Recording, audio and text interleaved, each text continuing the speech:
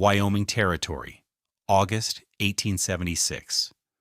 The sun was a hammer on the high plains, beating the dust into a fine, choking powder. Around the fresh-laid foundation of his new cabin, Elias Thorne was not building up. He was digging down. But he was not digging a root cellar, nor was he sinking supports for a porch.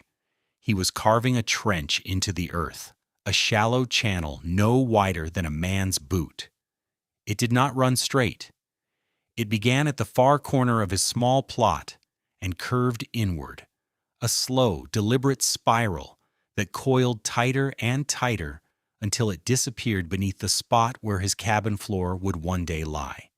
Men riding past on their way to the trading post would rein in their horses. They would watch the solitary figure, his back bent, his shovel moving with a steady, rhythmic grace that seemed alien to the frantic energy of the frontier. They saw the strange, curling ditch and saw no sense in it. "What's Thorne about now?" one would ask another. "Digging a snake hole," the other might reply, a smirk playing on his lips. Or maybe he plans to drown his own foundation come the spring thaw. The whispers grew into open questions, and the questions curdled into mockery.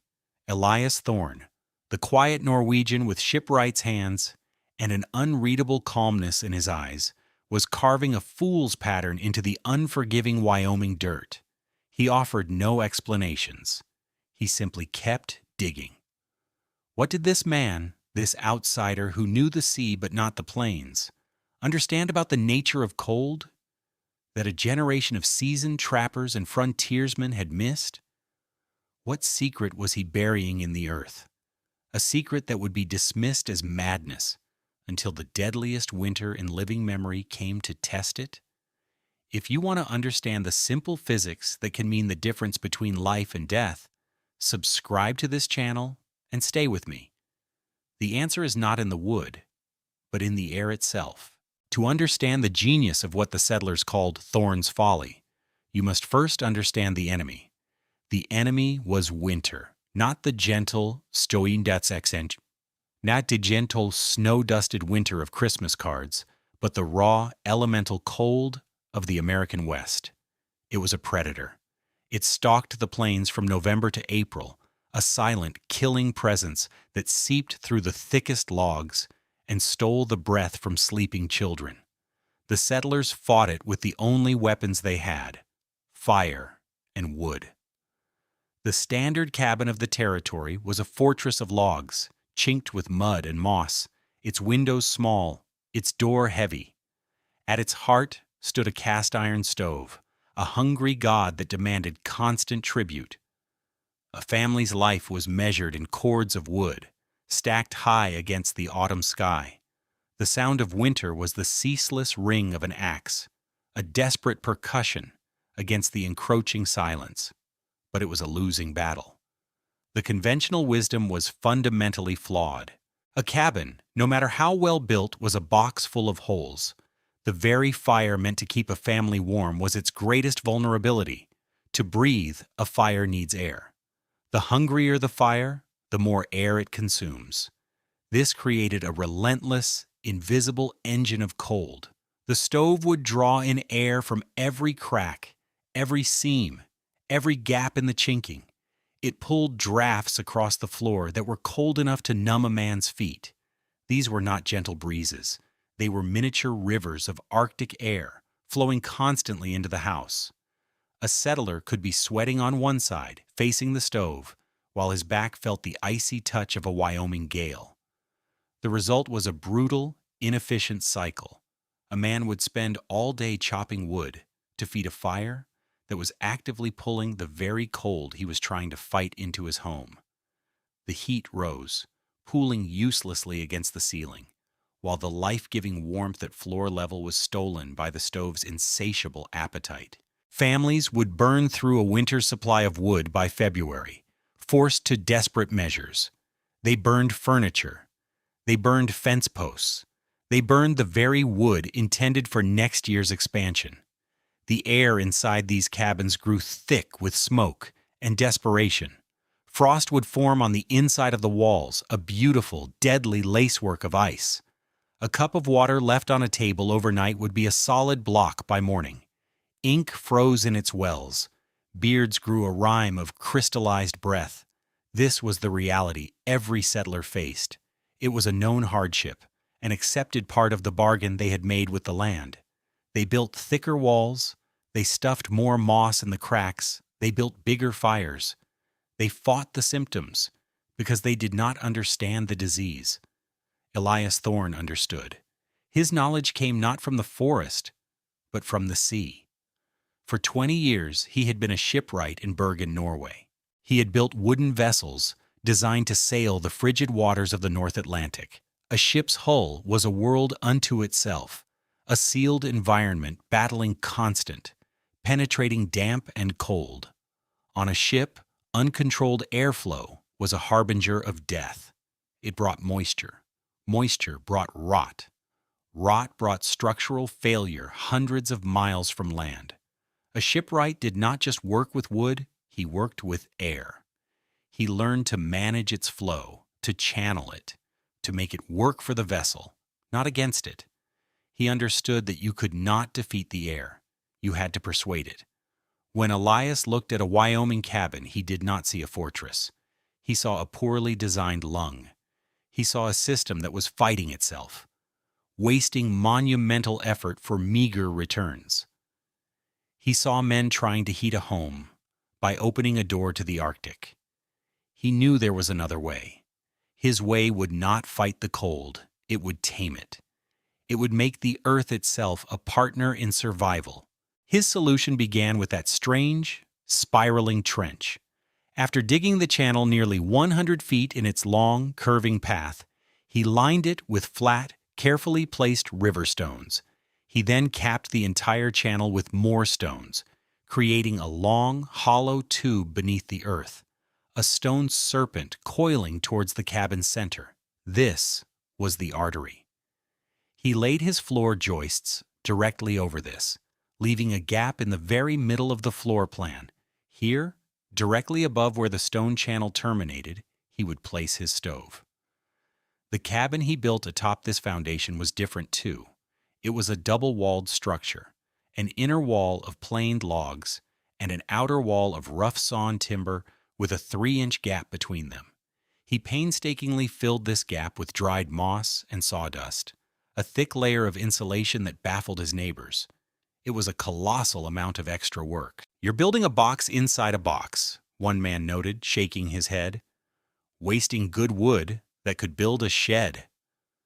Elias merely nodded, his hands never ceasing their work. He was not just building walls, he was creating a shell, a barrier against the conductive heat loss that plagued every other home in the valley. It was the work beneath the floor, however, that drew the most attention. One afternoon, as Elias was fitting the subfloor, Silas Croft arrived. Croft was the region's most respected builder. He was a man whose cabins were known to be the tightest, warmest, and strongest in 3 counties. He had built the trading post, the church, the homes of the valley's most prosperous ranchers. His approval was a seal of quality. His skepticism was a death sentence for any new idea. Croft stood for a long time, his sharp eyes taking in every detail of Thorne's bizarre foundation. He walked the perimeter, looked at the double walls, and then knelt, peering into the open end of the stone-lined trench where it began near the edge of the property. He grunted, a low sound of disapproval. "Thorne," he said, his voice carrying the weight of undisputed authority. "What is the purpose of this ditch?" "It is for the stove," Elias replied simply, not pausing in his work. Croft's brow furrowed. He was a practical man who dealt in the known quantities of wood, stone, and iron. This talk of a ditch for a stove made no sense. A stove needs a chimney for smoke, not a tunnel for snakes. "It is the stove's breath," Elias said, finally looking up. His gaze was steady, without challenge. Silas Croft was not a man given to flights of fancy. He pointed a thick, calloused finger at the trench.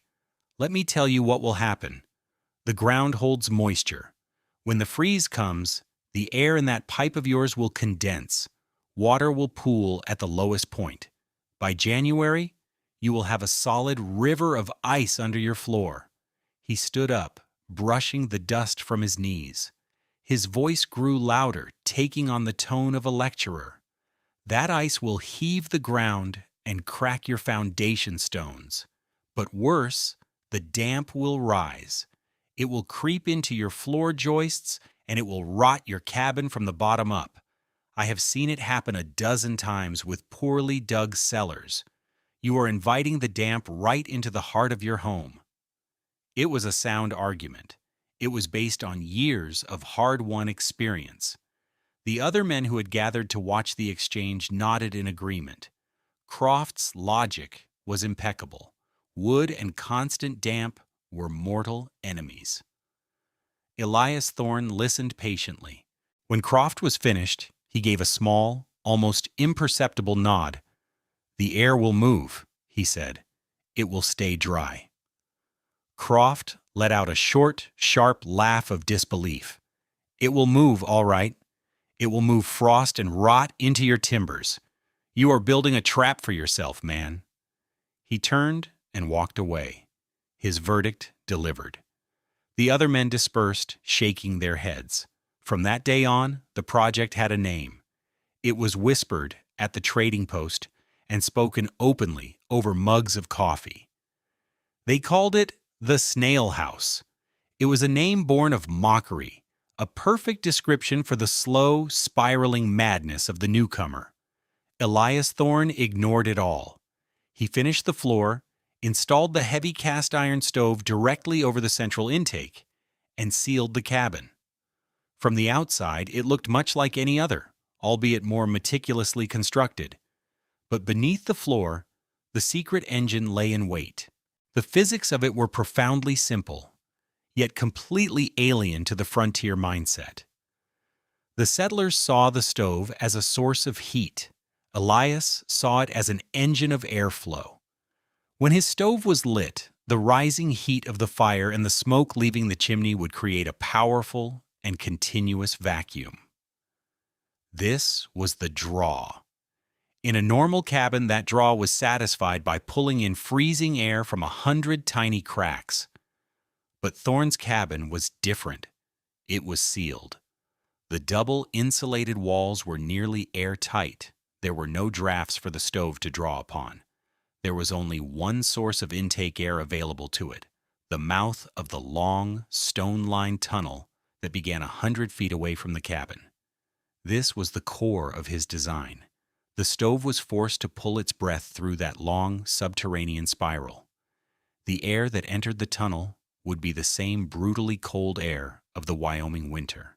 But as it traveled along the 100-foot path buried 3 feet underground, it would be warmed.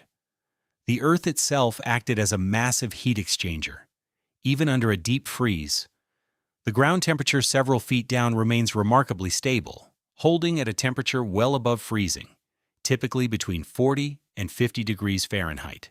The Arctic air, entering the tunnel at perhaps 20 below zero, would have no choice but to surrender its killing cold to the warmer stone walls of the channel. By the time the air finished its long, slow journey and emerged from the vent beneath Elias's stove, it would no longer be a weapon of the winter. It would be pre-warmed, mild, and gentle. The stove would not be fighting a gale of minus 20 degrees Fahrenheit air. It would be fed a steady diet of 45 degrees Fahrenheit air. This transformed the entire equation of survival. The stove could burn far more efficiently, using less fuel to achieve a higher temperature. Because the air intake was a single, controlled point, there were no drafts.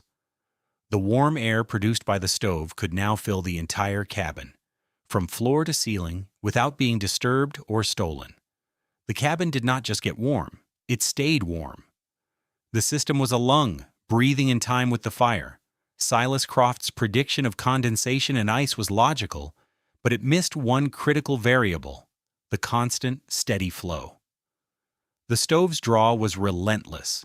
The air never had a chance to become stagnant, to cool, to release its moisture. It was always moving, a dry, warming river flowing invisibly beneath the floor. Elias had not invited the damp into his home.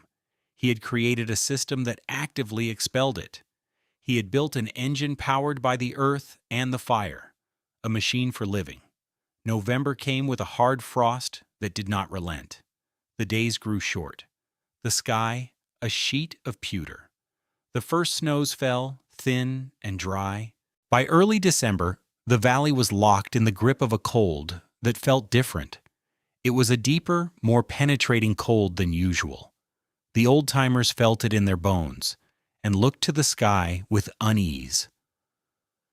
The real test began on the third week of December.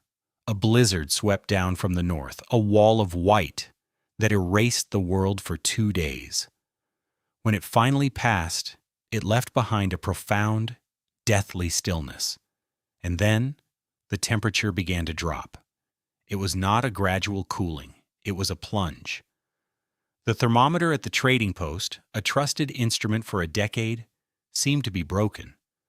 At dawn on the first clear day, it read -10 degrees Fahrenheit. By sunset, it was -22. The following morning, the mercury was huddled at the bottom of the glass at -34 degrees. It was a cold that had no precedent. It was a cold that felt like the end of the world. The valley hunkered down. Life contracted to the small circle of warmth around the iron stoves. The sound of axes became frantic, then sporadic, as men dared not venture far from their homes. The suffering began almost immediately. In cabins built to the highest frontier standard, the cold laid siege. The chinking between the logs, hardened by the frost, cracked and fell away, opening up new avenues for the Arctic air. The drafts across the floors were no longer just a nuisance, they were a threat. Children were bundled in every blanket they owned and kept on tables or in their parents' beds, away from the killing cold that pooled at their feet. The consumption of wood was terrifying. Families who thought they had enough fuel for 2 winters watched their wood piles vanish in a matter of days. The stoves, drawing in the super-dense, -30 degrees Fahrenheit air, had to be run at full blast just to keep the indoor temperature above freezing. They glowed a dull, menacing red, devouring split logs in a constant, hungry roar. Livestock in the barns began to die, frozen solid in their stalls. Men made desperate, dangerous runs to their woodlots, returning with faces blistered by frostbite. The community, once bound by shared hardship, was atomized by it. Each family was an island, locked in a solitary battle for survival. Silas Croft, the master builder, found himself in a state of quiet panic. His own cabin, the pinnacle of his craft, was failing. He had chinked it himself just last fall. His foundation was deep, his roof was tight, yet a thick armor of frost coated his interior walls. He had hung blankets over the door and windows, but the cold still found its way in. His wife and 2 young sons lived in a small huddle around their magnificent stove, the largest model available from the East. Silas fed it constantly, his hands raw from handling the frozen wood. He had already burned through a full cord of his best-seasoned oak, a supply that should have lasted him a month. The temperature inside his home barely reached 45 degrees. The cold was winning. His expertise, his reputation, his lifetime of knowledge, it was all useless against this elemental onslaught. In the deepest, coldest hours of the third night, as he sat watching the stove, a thought crept into his mind. It was a thought he had dismissed 100 times. The Snail House, Thorne's folly. He pictured the Norwegian and his family sealed inside that strange, double-walled box with its foolish underground pipe. A grim certainty settled over him. They were likely dead.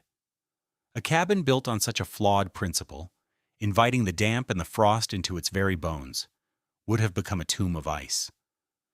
Croft's prediction about the frozen trench would have come true with a vengeance. He felt a pang of guilt. He had mocked the man, but he had not intervened. He had allowed a man's pride to lead his family to their doom. The thought gnawed at him through the night. By morning, with the outside temperature holding at a terrifying -32 degrees, he could bear it no longer. It was a matter of duty, of basic human decency. He had to go and see. He had to know what had become of the Thorne family. He told his wife he was checking the livestock, a lie to spare her the worry. The journey to Thorne's cabin was an ordeal. It was only half a mile, but the air was so cold it burned his lungs. Each breath was a physical effort. The snow was deep and dry, squeaking under his boots with a sound like tearing cloth. The world was rendered in shades of white and gray, the sun a pale, powerless wafer in the sky. He pulled his scarf up over his nose, but the moisture from his breath instantly froze the fabric into a stiff, icy mask. As he approached the cabin, he saw no signs of life. There was no column of thick, churning smoke pouring from the chimney, the kind he saw from every other struggling homestead. Instead, a thin, almost invisible wisp of heat shimmered into the air. A bad sign. It meant a low, dying fire, one that had lost its battle with the cold. His heart sank. He was too late. He steeled himself for what he might find inside and knocked on the heavy wooden door. The sound was flat and dead in the frozen air. He waited. He heard a faint sound from within, a scraping of a chair, and then the bar on the door was lifted. The door swung inward, and Silas Croft was hit by a physical force. It was not a sound, not a sight. It was a wave of warmth. It was a dense, impossible, life-giving heat that washed over his frozen face and hands, so shocking in its contrast to the outside world that he staggered back a step. He blinked, his eyes struggling to adjust. Elias Thorne stood in the doorway. He was not wearing a heavy coat or a hat. He was in his shirt sleeves. Behind him, in the warm, gentle light of the cabin, Croft saw a scene of such profound and unbelievable domestic normalcy that his mind refused to process it. Thorne's wife, Alara, was at a table near the stove, kneading dough for bread, her own sleeves rolled up past her elbows. There was a light sheen of perspiration on her brow. On the wooden floor, the two Thorne children were playing with carved wooden animals. They were barefoot, in the middle of the great freeze. Silas Croft's gaze darted around the room, searching for the expected signs of hardship. There were none. The single-pane windows were clear of frost. There was no rime on the interior walls. A pot of something that smelled like stew simmered gently on the stove, its steam rising in a lazy curl. The air was warm and fresh, not smoky or stagnant. It felt like a cabin in late September, not one at the mercy of a polar vortex. He stepped inside, pulling the door shut behind him, and the brutal cold of the outside world vanished as if it had never existed. He stood there speechless, his own heavy winter coat suddenly absurdly hot. He fumbled to unbutton it. "Silas," Elias said, his voice calm, "it is good you are here. Come in from the cold." The words were so simple, yet they carried the weight of an undeniable, world-altering truth. Croft, the expert, the master builder, could only stare. His mind, a thing of straight lines and right angles, was struggling to comprehend this impossible reality. He began to investigate, his builder's instincts taking over. He walked to the north wall, the one that faced the killing wind. In his own cabin, that wall was a sheet of ice. He pressed his bare palm against the smooth-planed logs. It was cool, but it was only cool. It was dry and solid. He looked at the stove. It was burning with a low, steady flame, not the roaring inferno that was consuming his own woodpile. He walked over to the woodbox beside it. He had expected to see it empty or filled with splintered furniture. It was 3/4 full of neatly split seasoned pine. This was the detail that finally broke through his disbelief. The fuel, the source of all life in winter. He turned to Elias, his voice a hoarse whisper. "How much wood have you burned, Thorne, since the blizzard began?" Elias considered for a moment. "1/4 of a cord," he said. "Perhaps a little less." The numbers landed on Silas Croft like a physical blow. 1/4 of a cord. He, Silas, had burned through more than a full cord, 4 times as much, and had achieved only a miserable, life-threatening chill.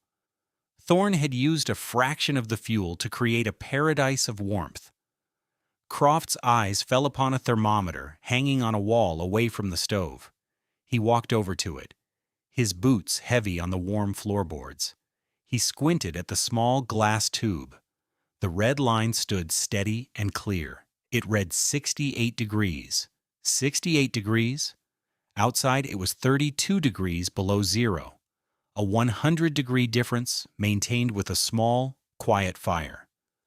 The numbers were not just undeniable, they were revolutionary. Elias seemed to understand what was happening in the other man's mind.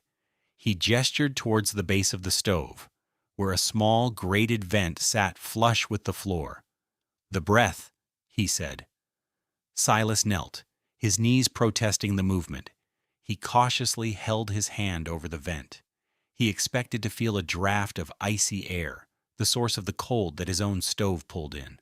Instead, he felt a gentle, steady, and inexplicably mild current of air flowing into the room.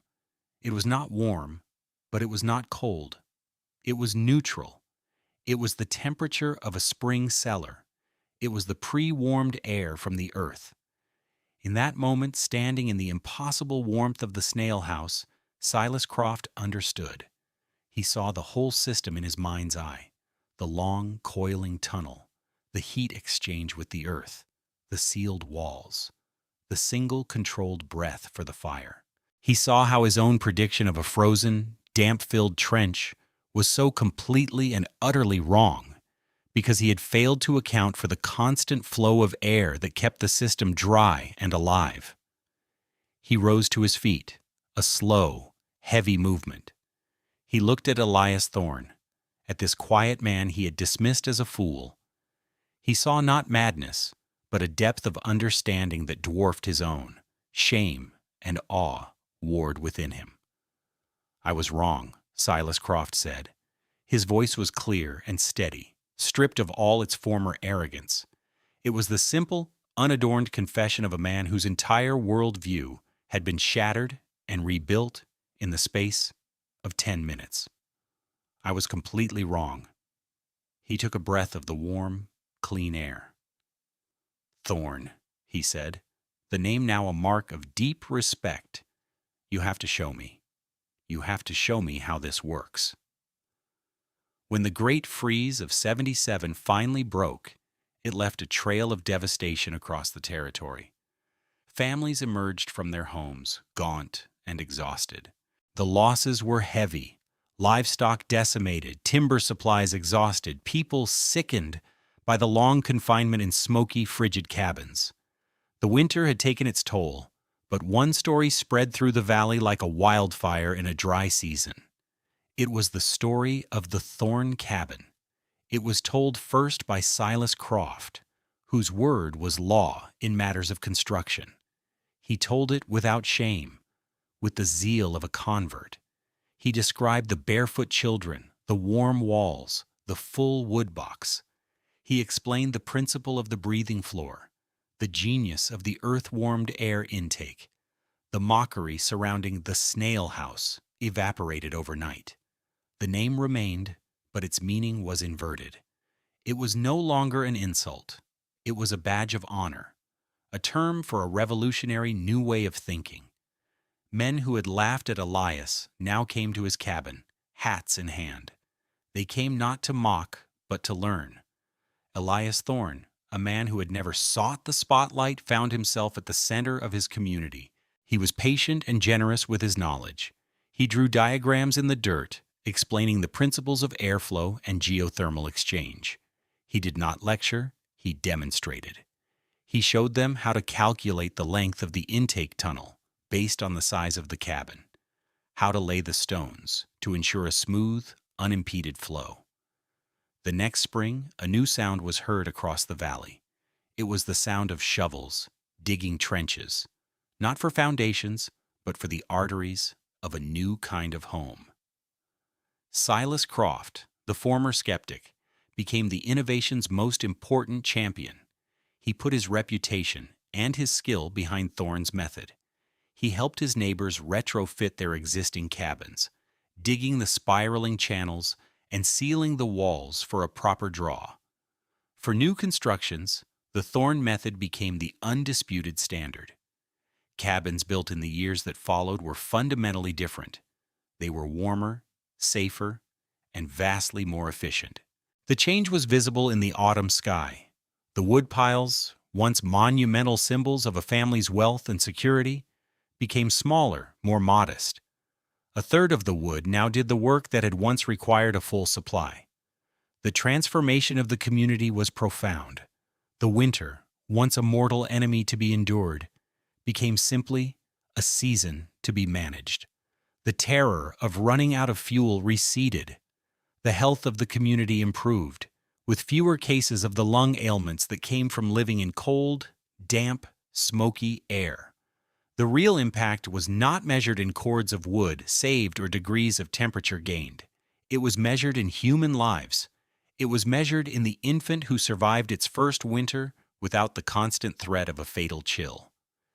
It was measured in the elderly couple who could move about their home freely, without being tethered to the stove. It was measured in the simple, sentient, priceless dignity of a family living in warmth and security, no longer prisoners in their own home. Elias Thorne never sought fame or fortune for his idea. He remained the quiet shipwright, a man who solved a problem because it needed solving. His satisfaction came from seeing his neighbors safe, from the quiet nod of thanks, from a man whose family had survived the winter in comfort for the first time. His name became synonymous with the design, a quiet legacy etched not in stone, but in the very breath of the homes that kept his community alive. The story of the Snail House is more than a tale of frontier ingenuity. It is a lesson in the arrogance of conventional wisdom and the power of looking at an old problem from a new perspective. The settlers of Wyoming were not foolish. They were following generations of hard-won knowledge.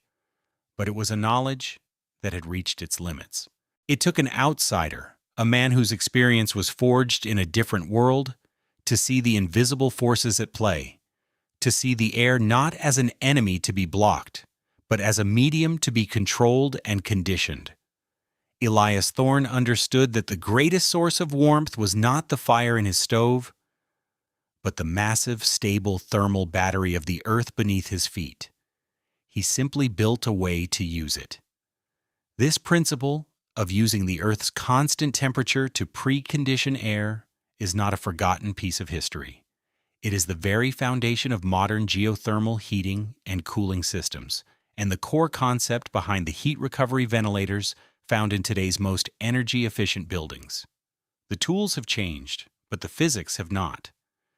If this story of how simple, elegant engineering can triumph over brute force changed how you think about the world around you, hit that like button. And subscribe for more stories of the forgotten wisdom that built our world. We have to ask, what other simple, what excentas and the powerful solutions are hiding in plain sight, just waiting for someone to look at the problem differently? This narrative is a fictionalized account created for educational and entertainment purposes. While the engineering principles of earth-sheltered construction and passive air intake systems are real and historically documented, the characters, specific events, and locations depicted in this story are products of imagination. This content does not constitute professional engineering or construction advice.